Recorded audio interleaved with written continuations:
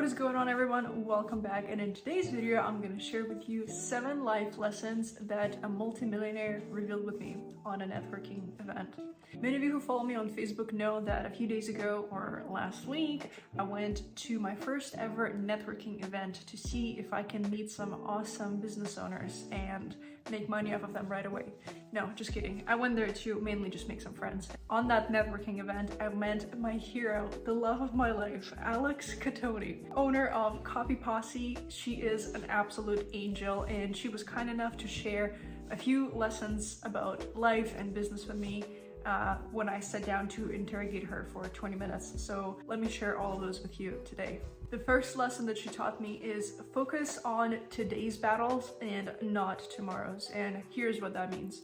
She told me a story of Naveen Jain, who is this multi-billionaire business owner, entrepreneur. He started multiple businesses from Viome, it's like a gut health business, all the way to like sending robots into the moon and doing whatever robots do on the moon, space things. And he said in an interview, somebody asked him, "Hey Naveen, how are you imagining building all these grandiose ideas? Like, how does that even go into your mind?" Here's how he replied, and I paraphrase: "If I were to start thinking about how all these companies are going to be built and interact, then it would be so complicated that I would never even start." And then it hit me like a freaking bag of rocks on top of my head. Like, if you're future pacing all the things that you're gonna have to solve, like, the chances are you're gonna be so overwhelmed with all these possibilities that haven't happened that you're actually never gonna take action towards your goals to begin with. And that is no bueno, because imperfect action is better than no action at all. The second thing that she told me is you have to race against time. What she really meant by that is you have to gamify your projects so that, for example, if you're trying to leave your 9-to-5 and have your own side hustle that eventually is going to grow into like a full business or a career, put a deadline on when you want to get out of your 9-to-5, because that deadline is what's gonna get your ass to work right now, so that in 5 months down the road, you better have it figured out. The way your brain is gonna work is it's gonna start looking for ways to make this deadline come true, to make this project come true. That's just how it is. That's just how our brain works. So whenever you have like a goal in mind, it is absolutely essential that you put a deadline on it. And I'm not talking about like, oh, I want to make like 300K in like 5 years. That's never gonna happen. You have to chunk it down to like realistic timelines, and then just get to work. Before I go on to the next lesson, I have an important announcement for you.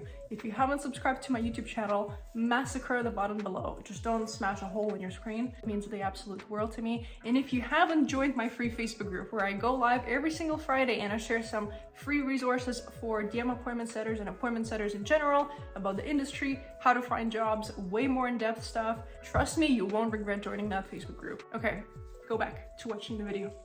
Thank you. Lesson number 3 is, it's not a failure, it's a lesson. That is a mindset that she adopted that essentially made her absolutely indestructible in business and in life. I think it's something that's worth embodying, because a lot of times, personally, when I fail, I used to just throw the baby with the bathwater, toss it out the window, no babies were harmed, never get back into finalizing that project that I was working on. And of course, not only I never learned the skills that were available to me and never gained the experience of doing the thing, I also felt absolutely disgusted with myself and that I failed at this one thing. So instead of feeling like a failure, if you think, hey, what could I learn from this? If I just remove my emotions from this experience and I start thinking about, hey, what's the lesson here? Why did this meant to happen to me? Like, what did I learn? Where did I get frustrated? What made me feel frustrated? That I can learn something from the trigger and try and come back to this project when I'm feeling better. So it's not a failure, it's a lesson. Great mindset, 10 out of 10, highly recommend. Lesson number 4 is tackle tough stuff first. So many of us, I'm sure, have ginormous to-do lists, and we kind of put like easy stuff in there and hard stuff in there, and then like the really complicated things that we really don't want to do but we know we need to, we put it all the way at the bottom and we never really get to it. Like starting a YouTube channel, for example, I used to put that way at the bottom of my to-do list every weekend, and I never got it done for like however many years, probably 10 at this point. Here's what you need to realize is the stuff that you put at the end of your to-do list is probably the most important thing that you could possibly do. B, it's gonna feel absolutely terrifying doing it, and C, it's gonna move the needle for you the most. Whenever you feel the most amount of discomfort, anxiety, just the yucky feeling, the more you have to do this thing to get over it, to face your fear, and then get to the next level of it. So instead of putting that, important stuff at the end of your to-do list and then keep delaying it and never getting it done, put it at the top, get it over with, spend the whole day on this one super important thing, and then reap the rewards afterwards. Lesson numero 5 is courage before confidence. And this one is just snaps for Alex. Let's be real. When have you ever done something for the first time and felt like you're an absolute boss at it? Never for me, honestly. I suck at most things that I try doing for the first time. Instead of feeling like a failure when you first started, or feeling like, oh, I have no idea what I'm doing, and because it's okay to feel that, but it's not okay to let those feelings and emotions take control of your full actions and take control of you actually getting the thing done. So let's just face it, first time you do it, it's gonna suck, it's gonna feel awkward, it's probably gonna suck for the next 100 times that you do it, but you don't need to be confident doing it. In fact, the less confident the better. You just need to be courageous to do it. Don't worry about confidence, don't even worry about getting it right or getting it perfect. Just do it. It's gonna suck, let's be real. So let's just fucking do it. Look at me on this YouTube channel. I suck 90% of the time, all right? I'm not trying to be the next Mr. Beast here. I'm just doing my best. So if you're also wanting to start your YouTube channel and you haven't, well, I have a sign for you and you just saw it, so go do it. Lesson numero 6 is new level, new devil. This one speaks volumes. I mean, it's not really a lesson, it's kind of like a saying, but I interpret it as a lesson and something to be expected as soon as you level up your life. And I'm sure most of you people watching this channel, you want to get better, you want to make money, you want to do it online, you want to grow as a person. If you're none of these things, you gotta unsubscribe. I'm sorry, there's just no room for you here. But for the rest of y'all, just keep watching. Each new level you're gonna face is gonna bring more problems. For example, you start making a ton of money online, you're gonna have to pay way more tax. How are you gonna solve this problem? That's just one example. You start getting confident on camera, you look at how many subscribers you get, you start wanting more. That's a new problem. There's new problems arising at every new level of life that you get to. They're just never ending, they're gonna keep coming, and that's part of game of life and the part of personal development and growth. Get used to it. And eventually it's gonna feel easier and easier and easier, and the time between you wanting to take action, that break in between and actually taking action, is gonna get shorter and shorter and shorter, and so is the feelings of like pain and frustration and not wanting to do it is also gonna get shorter and shorter. But those emotions are not gonna go away unless you don't take the first step. So take the first step and embrace the suck. And one last final lesson is growth has many faces. I love this one so much. I used to think that I need to know exactly where I'm going in life. I need to know my purpose and my mission and my vision. And I have to have this beautiful vision board with like a really clear direction of what I want and how I want it and all that good stuff. But unfortunately, that's just not how life works. In fact, whenever we think we want something, we don't actually know what that's like because we have never experienced it. And once we get the thing that we thought we wanted, 9 times out of 10, it's not what we thought it was gonna be. For me personally, I thought I wanted to be a high-ticket closer way back when, 3 years ago. Erica the high-ticket closer, y'all already know the vibes. Well, guess what? I got to the point where I had to close deals and it was not what I thought it was going to be at all. People market it as this beautiful journey of you changing lives and improving and like helping other people grow. Well, the truth is most people don't want to grow, nor do they want to part with their money. And you're gonna have to learn some hardcore skills with sales and persuasion, which, by the way, there's nothing wrong about it. And it's only your associations that make it good or bad. But for me, I could not get over the fact that I wanted to help other people more than they wanted to help themselves. I just it was just bizarre that, like, for example, a mother of three, you know, she wanted to make more money and I had an offer for her that was only like $500, and she chose to not take action on it and stay in the exact same position where nothing's gonna change, you know, 5, 10, 15 years down the line, and she's not gonna be ever able to provide anything for her daughters because she never pulled the trigger. That is the type of stuff that people need to face on those sales calls, and not everybody can handle it. So I realized I didn't want to do that. I didn't look at the last 3 years of me learning sales and like investing into training, investing into coaching, learning and studying and investing my time and energy into like a skill that I am not really using as much right now, because the time that I spent doing that has improved. Like, I grew so much as a person, way more than any of my friends or family members in those 3 years that they existed on the planet Earth. Then yeah, I'm really grateful for all those experiences. And like the other lesson, which is what, number 3, it's not a failure, it's a lesson, right? All of these experiences made me a way better person than what I could have been if I've never pulled the trigger on learning sales and all of that good stuff. Let me know in the comments section which lesson was your favorite. I would love to hear back from you. I reply and look at every single comment, and I really appreciate it because it means the world to me. By the way, if you haven't subscribed to my YouTube channel, go ahead, smash that like button, massacre it, destroy it. That would mean the world to me. Just don't punch a hole in your screen. And as always, I do have a Facebook group that you can join for free appointment setter training. I'm going live every Friday. I have some free courses in there. Check it out, and I'll see you in the next one. Cheers. Bye-bye. Check out the link in the description below. I hope you enjoyed this video, guys.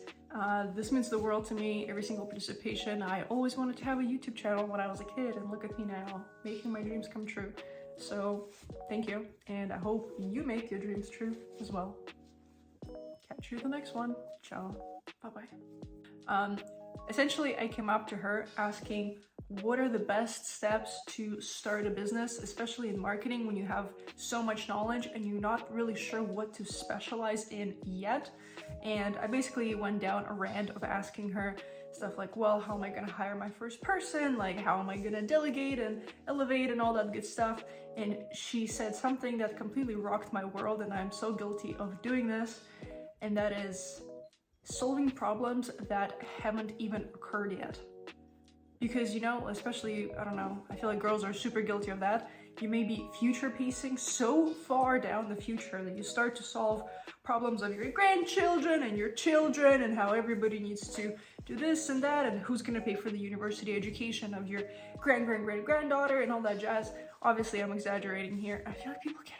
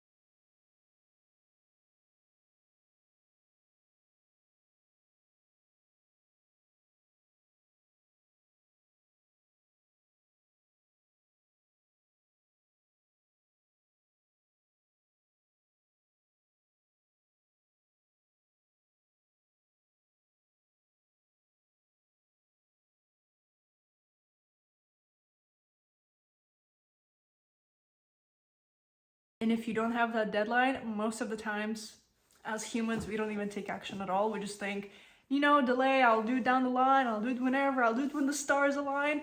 Guess what? They never align.